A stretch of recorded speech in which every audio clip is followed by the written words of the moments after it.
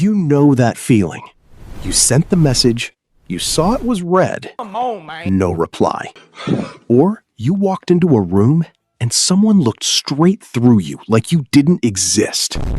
Or worse, you were mid-sentence and they just stopped listening. Something happened inside you in that moment.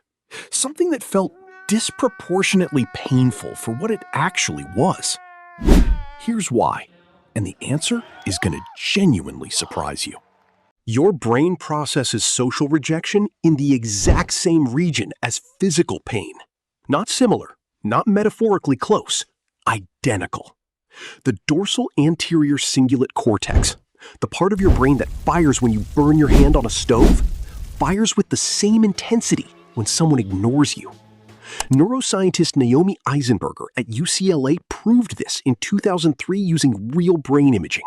Participants who were excluded from a simple online ball tossing game showed pain circuitry activation identical to physical injury. Think about what that means. Being ignored literally hurts. Not emotionally, neurologically, biologically, the same way a punch hurts.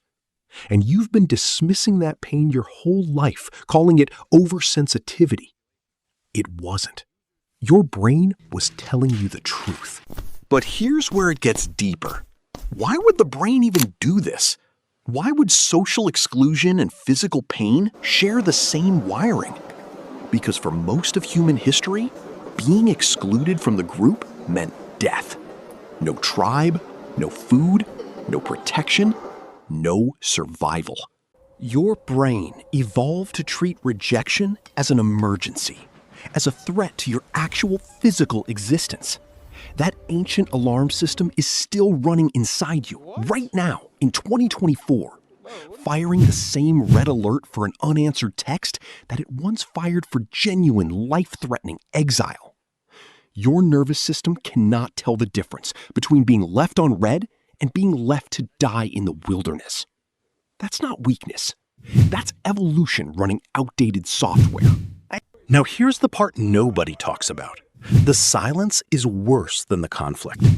A study from Purdue University found that being ignored by someone, even a complete stranger, triggered more psychological distress than being openly insulted by them. Read that again. People would rather be yelled at than ignored, because at least the yelling acknowledges you exist. Silence communicates something more threatening than anger ever could. It says, you are not worth a response. You are not worth the energy. You are invisible. And to a brain wired for tribal belonging, that message is devastating at a level most people never fully consciously process. But here's the secret mechanism running underneath all of it. When someone ignores you, your brain doesn't just feel pain. It goes into obsessive problem-solving mode. The Zeigarnik effect kicks in immediately. Your brain cannot let go of unfinished loops, unanswered questions, unresolved social equations. Why did they ignore me? What did I do? Are they angry? Did I say something wrong? Should I message again? Should I say nothing? The mental loop runs on repeat, consuming energy, disrupting sleep, hijacking focus. Not because you're weak or insecure, because your brain is desperately trying to resolve a threat it was never designed to leave unresolved. So what do you actually do with this? First, understand what is happening physiologically. Name it. Your pain circuitry fired. Your tribal alarm went off. This is biology, not fragility. Second, close the loop yourself. Your brain needs resolution. If the other person won't provide it, you provide it. Write down your own conclusion. Make your own meaning. The brain needs an ending. Give it one.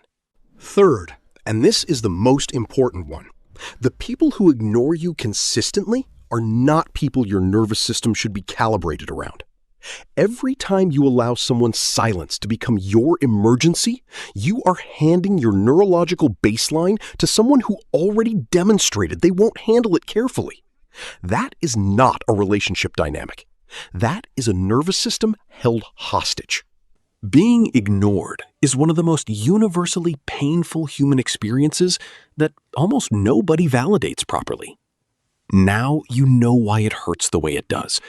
Not because something is wrong with you, because something is working exactly right. Your brain valued the connection, registered the loss, and told you the truth about how much it mattered. That's not weakness. That's being human. Take care of yourself. See you next time.